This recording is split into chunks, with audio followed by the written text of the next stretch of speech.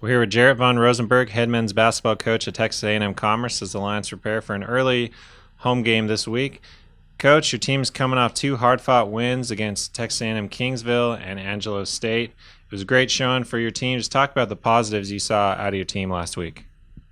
Well, the positives, I think both teams that we played, Kingsville and Angelo, really came out and punched us in the mouth early, and we were able to withstand that and you know withstand it and take advantage and understand that we got to play every possession and find a way to get back in both of those games. And we really stayed in the Kingsville game early, even though they came out and really did well on the offensive end, scored some points.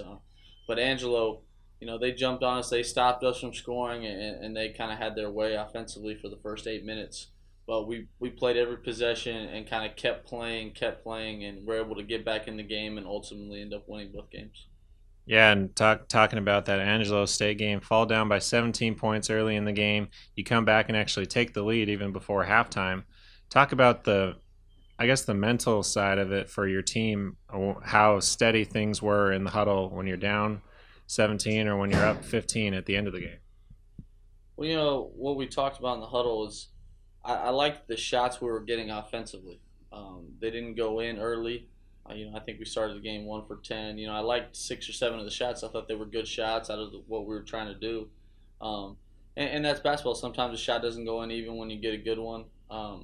And their shots were falling, and credit them offensively for getting good shots and making them. And defensively, we just didn't give them much resistance there early. But I just said keep getting good shots, keep trying to guard, keep trying to make their shots contested, and they went through some scoring droughts, and we just took advantage of it by being able to hit some of those shots that we had the opportunity to take.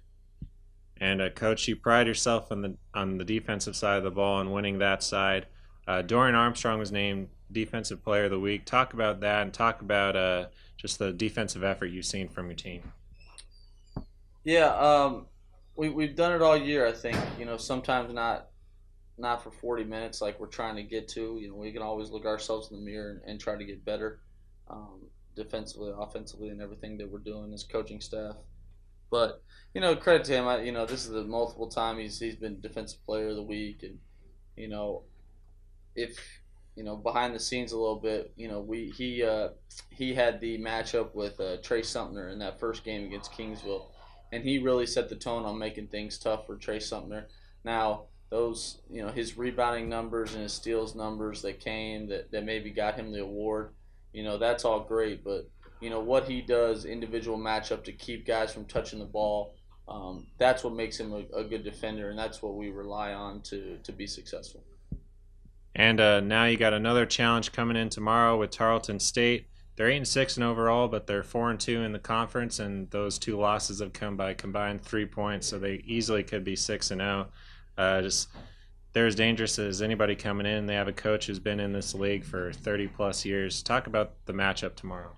You said it right. They're extremely dangerous, and Coach Reisman, ever since I started coaching college basketball, I've been watching the success, and kind of admiring from afar of what they've done and what they've put together. And it's not 1 year. They're not a flash in the pan team. They're good year in and year out, and I think they have a really good team this year.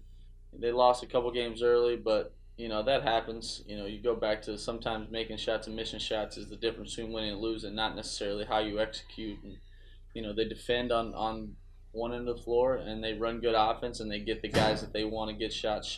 And it's going to be very challenging. They're coming in here expecting to win, and our guys expect to win.